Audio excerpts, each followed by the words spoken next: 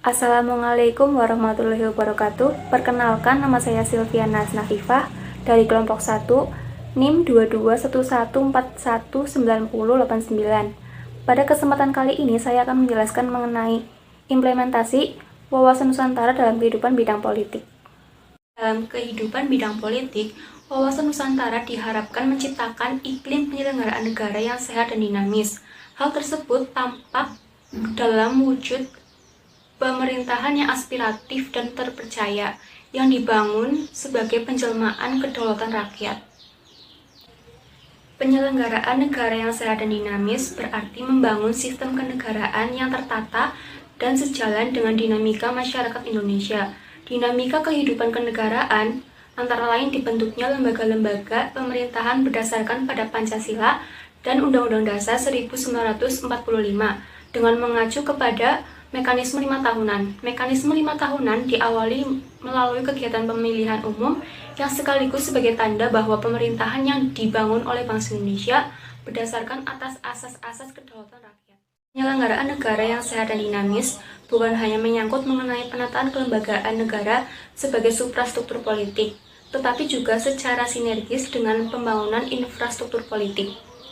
Pembangunan infrastruktur politik merupakan wujud tanggung jawab warga negara Indonesia dalam ikut serta menyelenggarakan negara, sehingga dengan demikian dapat dipenuhilah cita-cita masyarakat. Salah satu upaya yang dapat dilakukan adalah berupa penataan kehidupan partai-partai politik. Sebagai kesimpulan, wawasan Nusantara dalam kehidupan bidang politik merupakan satu poin penting dalam menciptakan pemerintahan yang kuat, bersih, dan dapat dipercaya, serta mengedepankan kepentingan bangsa dan negara.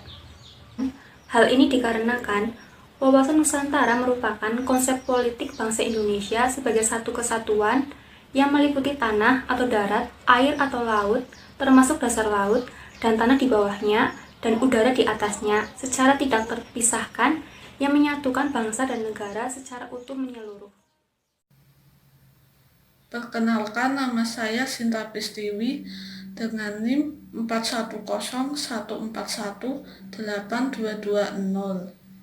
Kali ini saya akan menjelaskan tentang implementasi wawasan Nusantara di bidang ekonomi. Dalam implementasi wawasan Nusantara di bidang ekonomi memiliki harapan untuk menciptakan tatanan ekonomi yang menjamin pemenuhan dan peningkatan kesejahteraan dan kemakmuran rakyat secara adil dan merata. Dalam implementasi wawasan Nusantara ini ada konsekuensi, yaitu dalam pembangunan ekonomi bertumbuh kepada kekuatan rakyat yang sebesar-besarnya dalam memenuhi dan meningkatkan kesejahteraan dan kemakmuran rakyat. Maka muncul istilah atau penerapan ekonomi kerakyatan.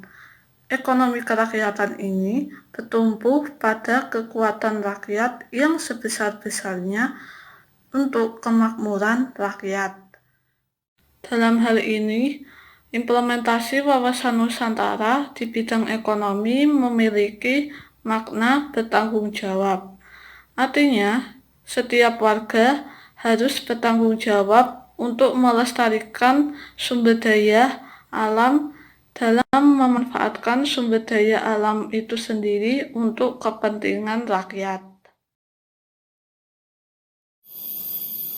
Assalamualaikum warahmatullahi wabarakatuh. Perkenalkan, nama saya Muhammad Azizi, NIM 4101419007. Pada kesempatan kali ini saya akan menjelaskan tentang implementasi wawasan Nusantara dalam kehidupan nasional, terutama di bidang sosial budaya.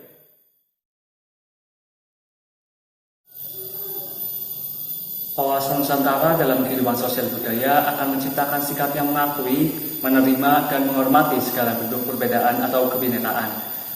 Nah, perbedaan tersebut merupakan suatu kenyataan hidup sekaligus karunia Sang Pencipta agar tercipta juga suasana yang aman dan nyaman di negara Indonesia. Kesadaran akan kebinekaan itu diharapkan dapat dipakai sebagai modal untuk membangun kebersamaan dalam wujud persatuan dan kesatuan bagi bangsa Indonesia. Oleh karena itu, bangsa Indonesia diharapkan lebih mampu menciptakan kehidupan masyarakat dan bangsa yang rukun dan bersatu tanpa membeda-bedakan golongan dan status sosialnya. Perkenalkan, nama saya Safira Nur Fitriana, NIM 22014190084. Saya akan menjelaskan mengenai materi implementasi wawasan Nusantara dalam bidang pertahanan dan keamanan. Implementasi wawasan Nusantara dalam bidang pertahanan dan keamanan diharapkan mampu menumbuhkan dan mengembangkan kesadaran cinta tanah air dan bangsa. Cinta tanah air akan membentuk jiwa pada setiap warga negara Indonesia dalam upaya bela negara. Bela negara bukan hanya dalam artian fisik, tetapi juga dalam artian non-fisik. Dari sinilah diharapkan warga negara Indonesia untuk siap menghadapi segala ancaman yang membahayakan bagi negara maupun bangsa. Tanpa bela negara, kemungkinan bangsa Indonesia di masa mendatang akan mengalami keterpurukan dan menjadi objek pengaruh bagi negara lain. Wawasan Nusantara akan mengarahkan warga negara Indonesia akan sikap, faham, semangat kebangsaan yang tinggi sebagai jati diri bangsa Indonesia atau yang bisa kita kenal sebagai nasionalisme Indonesia. Perkenalkan, nama saya Atika Solihati, NIM 41014180027. Dan selanjutnya kita akan membahas mengenai implementasi wawasan Nusantara dalam hubungan antara negara Indonesia dan bangsa-bangsa lain yang ada di dunia. Nah, implementasi wawasan Nusantara dalam hubungan antara negara Indonesia dengan bangsa-bangsa lain yang ada di dunia membawa implikasi pada hal-hal sebagai berikut. Yang pertama adalah perhatian pada daerah frontier, yang kedua adalah pelaksanaan hukum laut internasional, dan yang ketiga adalah pemanfaatan ruang dirgantara. Dan yang pertama yang akan kita bahas adalah perhatian pada daerah frontier. Sebelumnya kita tahu bahwa Negara Kesatuan Republik Indonesia merupakan negara kepulauan terbesar di dunia. Negara Indonesia disebut sebagai negara kepulauan karena wilayah Indonesia terdiri dari rangkaian pulau-pulau yang berupa pulau-pulau besar maupun pulau-pulau kecil yang jumlahnya itu sekitar 17.508 buah dan membentang seluas 8 juta kilometer persegi. Berdasarkan letak geografisnya, wilayah negara Indonesia ini memiliki daerah perbatasan yang berupa perbatasan di darat dan perbatasan di laut dengan negara-negara tetangga. Dan penduduk di Indonesia yang jumlahnya itu lebih dari 200 juta jiwa menyebar secara tidak merata di wilayah negara. Kenapa? Karena sebagian besar dari mereka menduduki daerah-daerah di pusat pemerintahan, pusat perdagangan, atau pusat industri. Akibatnya, sebagian kecil dari mereka itu bermukim di daerah-daerah terpencil, di mana daerah-daerah terpencil itu sebagian besar berada di daerah perbatasan negara. Perkenalkan, nama saya Elindenta Agustinar dengan NIM 2211419095. Kehidupan di daerah frontier. Kehidupan di daerah-daerah terpencil, termasuk daerah perbatasan atau frontier, berbeda dengan kehidupan di pusat pemerintahan dan daerah perdagangan atau disebut industri. Kehidupan di pusat pemerintahan dan daerah perdagangan memiliki kelengkapan sarana dan prasarana yang baik. Namun, bagi daerah terpencil, termasuk daerah frontier, kelengkapan akan sarana dan prasarana masih kurang memadai. Untuk daerah terpencil dan daerah perbatasan, terdapat kondisi alam yang sulit dijangkau yang berupa pegunungan, hutan lebat, atau lautan. Akibatnya, sistem sirkulasi daerah-daerah perbatasan ini kurang memadai. Sulitnya sistem sirkulasi daerah-daerah perbatasan ini memberi dampak akan sulitnya pengawasan dan pengendalian segala aktivitas pemerintahan, menimbulkan rasa keterpencilan atau rasa keterasingan yang kurang diperhatikan oleh pemerintah, baik pusat maupun daerah. Rasa keterasingan sebagian masyarakat Indonesia terjadi di sepanjang perbatasan Kalimantan dengan Sarawak dan Sabah, Pulau Miangas di Provinsi Sulawesi Utara yang berbatasan dengan Filipina, wilayah Papua yang berbatasan dengan Papua Nugini, dan di perbatasan Nusa Tenggara Timur dengan Timor Leste. Di perbatasan Kalimantan, masyarakat Dayak lebih mudah berinteraksi dengan anggota masyarakat di seberang perbatasan. Hal ini menimbulkan rasa kedekatan mereka yang lebih kuat bila dibandingkan dengan interaksi mereka dengan masyarakat wilayah lain di Indonesia. Hal ini bila tidak diperhatikan dan tidak ditangani dengan cepat dan tepat, maka jalinan rasa kedekatan terhadap masyarakat negara tetangga akan semakin kuat dan menyebabkan masyarakat di sepanjang perbatasan atau frontier akan berpaling secara psikologis, sosiologis, bahkan politis kepada negara tetangga. Sebagai contoh, inilah satu permasalahan di daerah perbatasan atau frontier. Contohnya di perbatasan Nusa Tenggara Timur dengan yang berbatasan langsung dengan Timor Leste, yang ternyata juga kerap terjadi konflik yang berupa pengeklaiman atau pengakuan yang dilakukan orang warga Timor Leste terhadap beberapa wilayah milik Indonesia. Salah satunya adalah desa yang bernama Naktuka. Desa ini masuk dalam wilayah Indonesia, namun kenyataannya dikuasai oleh orang-orang Timor Leste, sehingga membuat warga tidak terima karena mereka menganggap Naktuka adalah hak mereka. Daerah perbatasan juga minim akan fasilitas seperti pos penjagaan, rumah sakit, dan pusat pendidikan pula tidak tersedia dengan layak. Serta keberadaan sumber pasokan listrik pun minim, dan diketahui baru beberapa desa yang mendapatkan pasokan listrik, meski belum menjangkau semua area. Perkenalkan, nama saya Barokatul Azizah dengan NIM 220141911. Ingin melanjutkan materi yang telah disampaikan oleh rekan saya sebelumnya mengenai implementasi wawasan Nusantara.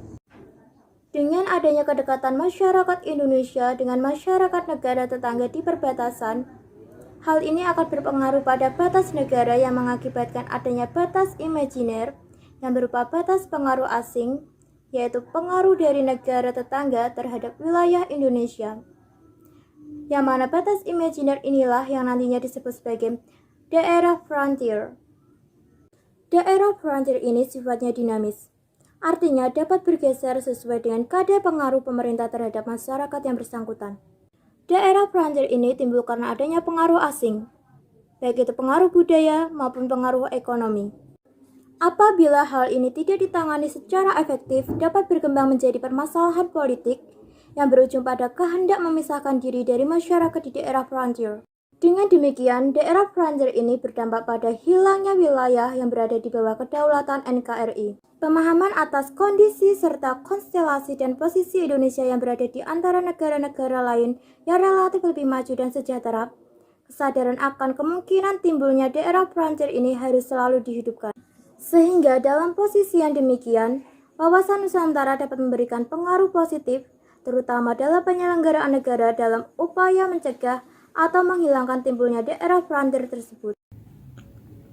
Perkenalkan, nama saya Rangga. Saya dari Prodi Teknologi Pendidikan. Baik, terima kasih pada rekan saya yang sebelumnya sudah menjelaskan. Pada bagian ini, saya akan menjelaskan prinsip kebijaksanaan. Ada beberapa prinsip kebijaksanaan yang dapat dikembangkan dalam menangani munculnya daerah frontier. Penjelasannya sebagai berikut.